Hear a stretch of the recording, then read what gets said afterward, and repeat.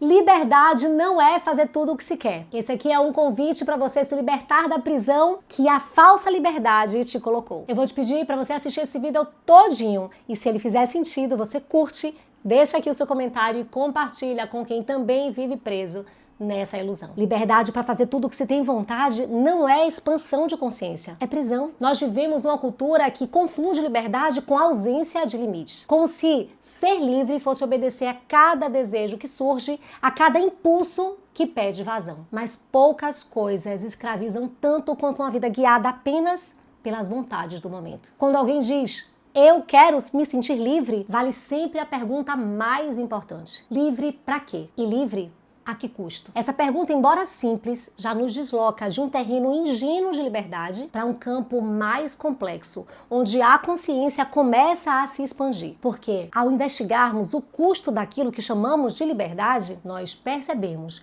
que nem toda a experiência desejada é, de fato, libertadora. Muitas vezes, aquilo que nós chamamos de liberdade só pode existir no escuro, precisa ser escondido, não pode ser dito em voz alta, não pode ser sustentado à luz do dia, não pode ser integrado à própria história sem medo da perda, sem vergonha ou ruptura. E tudo aquilo que precisa viver nas sombras não expande a consciência, contrai. Aqui liberdade e luz começam a se aproximar como conceitos inseparáveis. O que não pode ser visto, o que não pode ser nomeado e integrado, dificilmente pode ser vivido como algo que amplia o ser. A Bíblia diz que quem anda nas trevas não vem para a luz, porque teme que suas obras sejam reveladas. Isso não é apenas um conceito espiritual, é uma verdade psicológica profunda. O que precisa ser escondido aprisiona. O que não pode ser integrado fragmenta o sujeito. Essa fragmentação não acontece apenas no campo moral ou no campo religioso, mas no núcleo da estrutura psíquica. Quando partes da experiência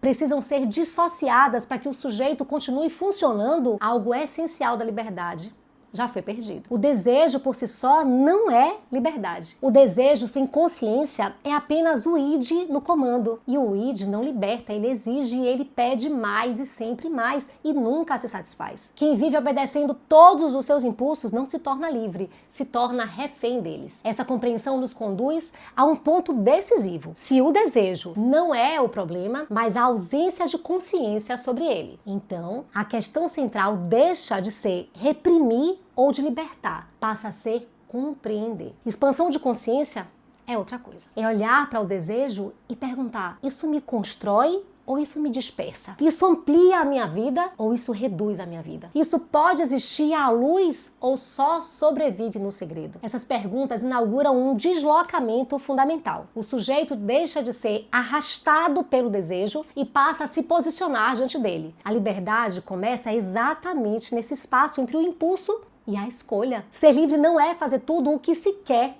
Ser livre é poder escolher com lucidez aquilo que vale a pena sustentar. É ter desejos, mas não ser governado por eles. É viver de modo que não seja necessário se esconder de si, dos outros ou da própria consciência. A verdadeira liberdade não está em dar vazão a tudo, mas em integrar. Não está em romper limites, mas em compreender por que eles existem. Não está na excitação momentânea, mas na coerência interna. Isso sim é expansão de consciência. Até aqui nós falamos da liberdade como experiência subjetiva. Mas para compreender por que tantas pessoas confundem liberdade com transgressão, é necessário avançar um nível e perguntar: de onde vêm esses desejos que pedem vazão tão desesperadamente?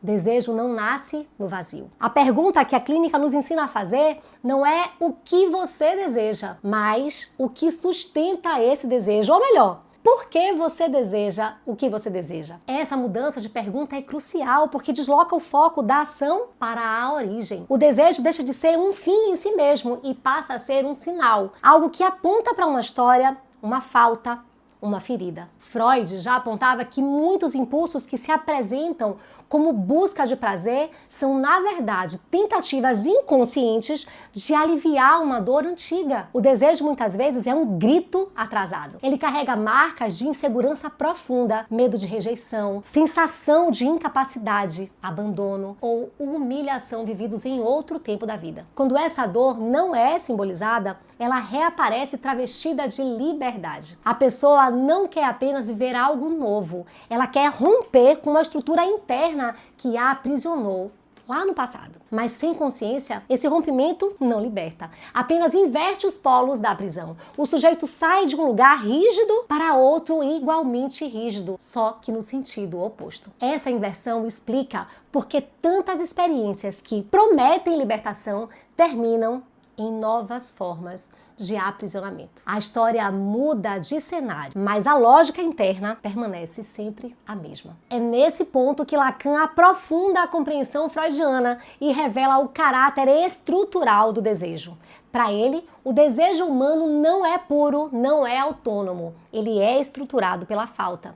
Desejamos aquilo que acreditamos que nos completará, mas que nunca completa de fato. Por isso, quando alguém diz, se eu pudesse fazer tudo o que eu quero, eu seria livre, o que geralmente está em jogo é uma tentativa de tampar um vazio que é estrutural. Só que o vazio não se resolve com excesso, ele pede elaboração. Para Lacan, a verdadeira alienação não é ter limites, mas ser governado por um desejo que não se compreende. A liberdade, então, começa quando o sujeito deixa de ser apenas objeto dos seus impulsos e passa a se responsabilizar por eles. Aqui, responsabilidade não significa repressão, mas a apropriação consciente da própria história desejante. A filosofia já havia percebido muito antes da clínica que obedecer à vontade não equivale a ser livre. Schopenhauer dizia que a vontade, quando não é compreendida, é fonte de sofrimento. Quanto mais obedecemos cegamente a ela, mais nos tornamos escravos do querer. Mas ainda falta um elemento essencial. Mesmo quando o desejo é compreendido, ele precisa de direção. E aqui, gente, é que Viktor Frankl, ele se torna indispensável. Ele foi direto. O homem não adoece por falta de prazer, mas por falta de sentido. Quando a liberdade não está conectada a um propósito, ela se transforma em angústia, em vazio e desorientação. Fazer tudo o que se quer não responde à pergunta mais profunda da alma. Por que viver assim? A liberdade que não se orienta pelo sentido não sustenta a existência. Eckhart Tolle, ele amplia ainda mais esse campo ao mostrar que a expansão da consciência não acontece no excesso das experiências, mas na qualidade da presença. Tolle ensina que a expansão da consciência acontece quando deixamos de nos identificar automaticamente com os impulsos do ego. O desejo compulsivo nasce de uma mente ferida, projetada no passado ou no futuro. Consciência expandida é presença. É espaço entre o impulso e a ação. É perceber o desejo sem se confundir com ele. Nesse espaço, a liberdade deixa de ser reatividade e se torna escolha. A luz que liberta. Por isso, a Bíblia não demoniza o desejo, mas alerta sobre a alusão da falsa liberdade. Tudo me é lícito, mas nem tudo convém.